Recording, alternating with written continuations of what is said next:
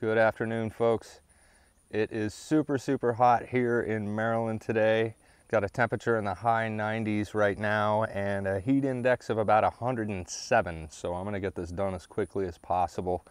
I know there's quite a few people that have been waiting on my follow-up to the review of the Castaway 100. So I wanna get that to you right here. It also needs to be said that this review applies to two other kayaks. We've got the Blitz 100X EXO, and we've got the Sentinel 100X. For those of you looking at either the Blitz or the Sentinel, I encourage you to check out this link up here first. It's going to give you a lot of context into this follow-up. As far as differences, there are only minor differences between the Castaway, the Blitz, and the Sentinel. The Blitz is available exclusively at Dick's and has a high back seat. Instead of this one on the Castaway, it's got a high back seat, comes up to about here. I can't speak to its comfort, but it is definitely something to consider as you're looking at these kayaks. The thing that sets the Sentinel apart from the Castaway and the Blitz is that right out of the gate, it comes with adjustable footrests.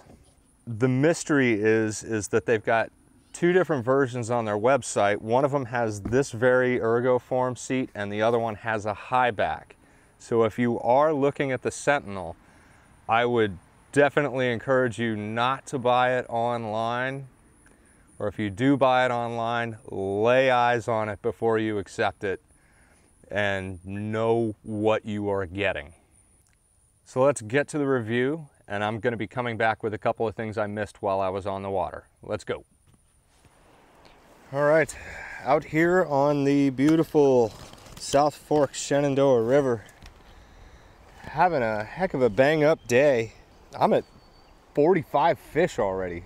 I can't believe it. That's going to be another video in itself. All right, we're going to review this thing. First off, the modifications that I made in the first review, the modifications that I've made since, and my impressions of the kayak as a whole after tooling around on it for 45 days. So let's get down to it.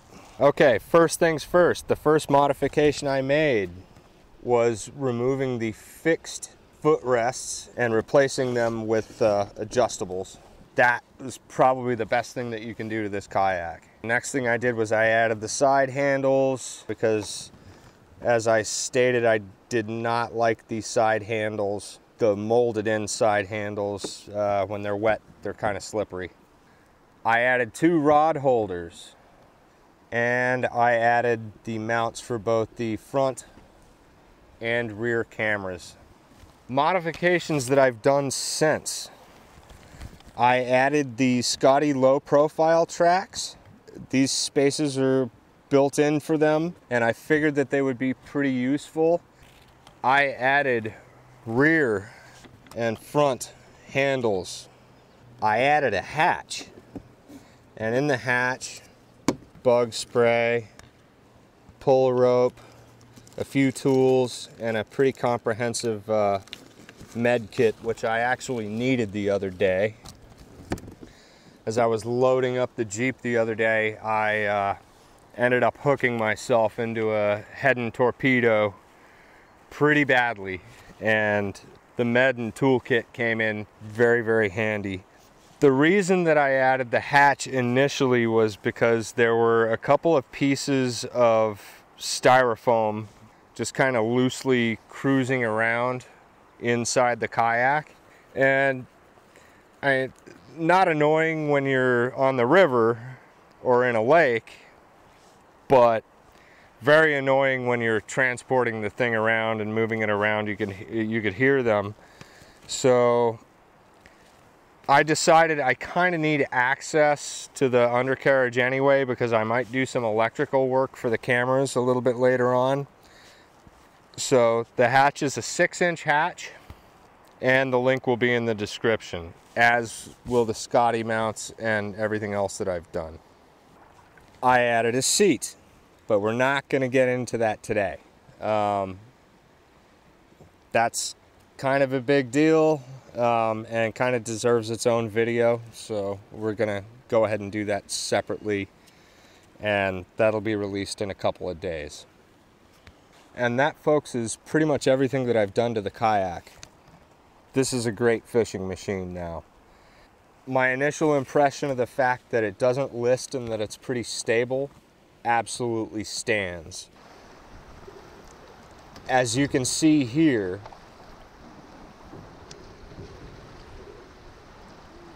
I'm not going to say it's difficult to tip the kayak, but I didn't have a problem.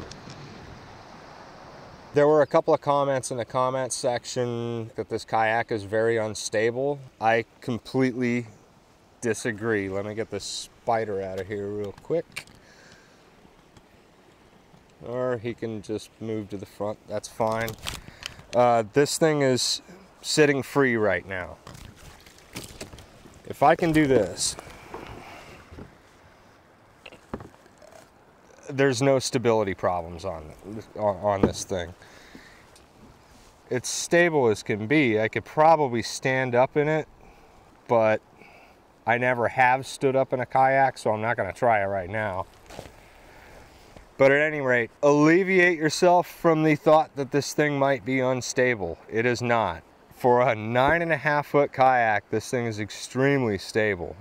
One of the other things that I really like about it is you take a few paddle strokes, as long as your balance is good and you're not like sitting off to one side or something like that, you know, as long as you just balance yourself, take a couple of paddle strokes and the thing goes straight.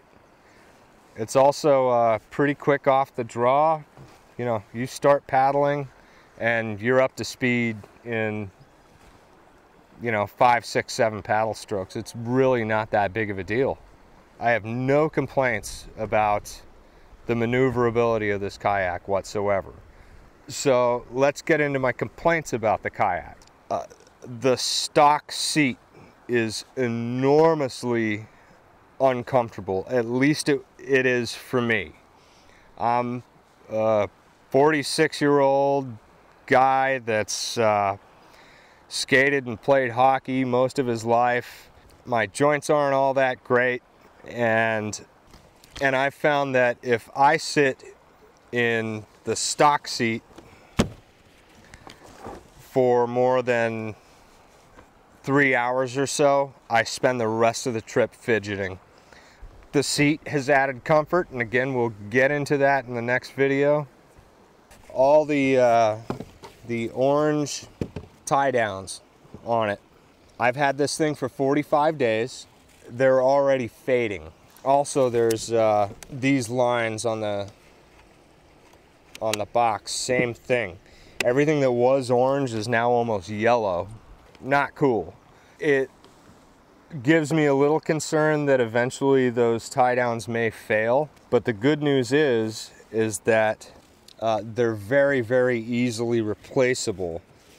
Pelican used to do their tie downs in a way that were pretty inaccessible to the end user should they ever need to be replaced.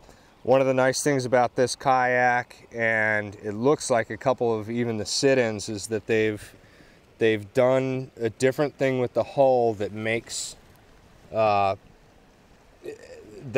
points accessible, so if you do need to replace the tie downs at any time, you can.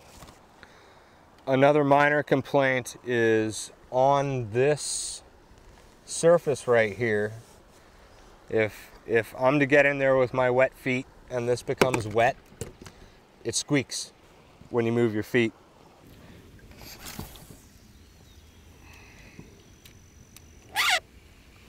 Not a big deal for anybody but people that film stuff for YouTube and whatnot.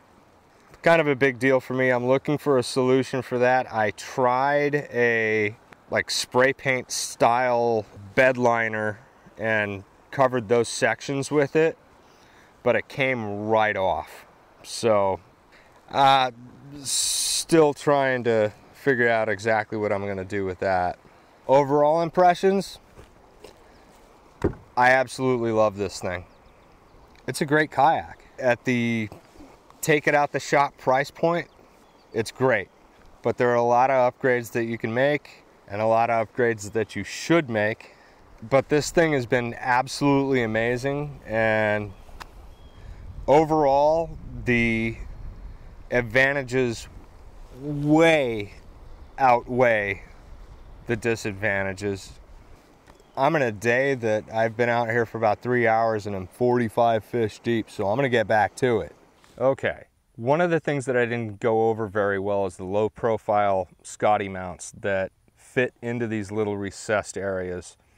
The reason that I wanted to get them right out of the gate was to add a rod holder so I can deal with fish.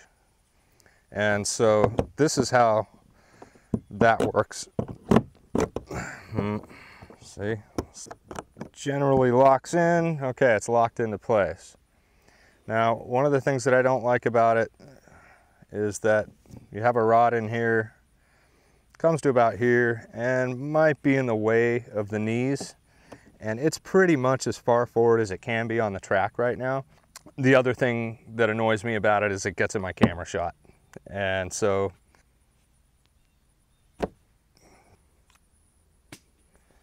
let's talk about durability. So I've been out on this thing 18 days, and we're not talking a couple hours on a lake. We're talking big 6 to 8 hour missions on low water rivers. I've had to walk this thing countless times. It has seen so many rocks, and it's actually doing quite well. The only major spot of wear is in the keel, and that's to be expected. But this thing, I have seriously abused it so far, and the Potomac watershed isn't kind with the jagged rocks.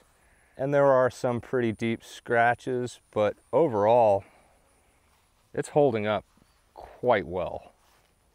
I hope this is all helpful to people. I want to thank all the new subscribers. I really hope you enjoy the channel.